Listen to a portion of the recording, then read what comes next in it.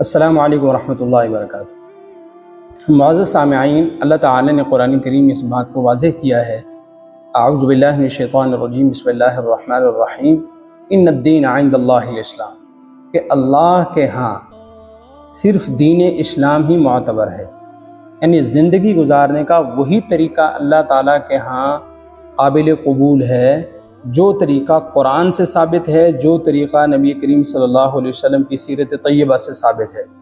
جو چیز قرآن و سنت سے ہٹ کے ہے، چاہے کوئی شخص کتنی ہی دل جوئی کے ساتھ کرے، کتنے ہی اخلاص کے ساتھ اس کام کو کرے، کتنے ہی پیسے اس پہ بہائے، کتنے ہی گھنٹوں اس پہ لگائے، کتنی ہی محنت اس پہ کیوں نہ کرے، اللہ کے ہاں اس کام کی ٹکے کی بھی ویلیو نہیں ہے۔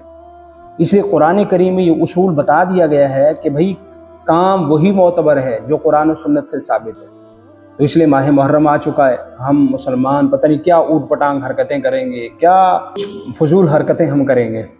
قرآن کریم میں یہ بات درج ہے، یہ بات لکھی ہوئی ہے، آپ جانتے ہیں کہ اللہ تعالیٰ نے فرمایا ہے کہ تمہارے لیے رول ماڈل نبی کریم صلی اللہ علیہ وسلم کی ذات ہے۔ تم نے کوئی کام کرنا ہے تو اپنے نبی کو دیکھو، وہ کام انہوں نے کیا بھی ہے کہ نہیں کیا، اور اگر کیا ہے تو کس طرح سے کیا ہے۔ تو اب آپ دیکھیے، نبی کریم صلی اللہ علیہ وسلم کے نبی بننے کے بعد آپ صلی اللہ علیہ وسلم 23 سال دنیا میں رہے۔ 23 مرتبہ آپ کی زندگی میں ماہ محرم آیا، پھر 30 سال خلفائے راشدین کا زمانہ ہے، یہ کل کتنے بن گئے؟ 53 سال۔ ان 53 سالوں میں ماہ محرم کتنی مرتبہ آیا؟ 53 مرتبہ۔ تو ان 53 سالوں میں 53 مرتبہ صحابہ کرام و خلفائے راشدین کا کیا طرز عمل رہا، یہ ہمیں جاننا چاہیے، ہمیں پتہ ہونا چاہیے۔ جو کام انہوں نے کیے ہیں وہی دین ہے، بس اس کے علاوہ جو کچھ بھی ہے دین کے نام پہ یہ کسی کام کا بھی نہیں ہے۔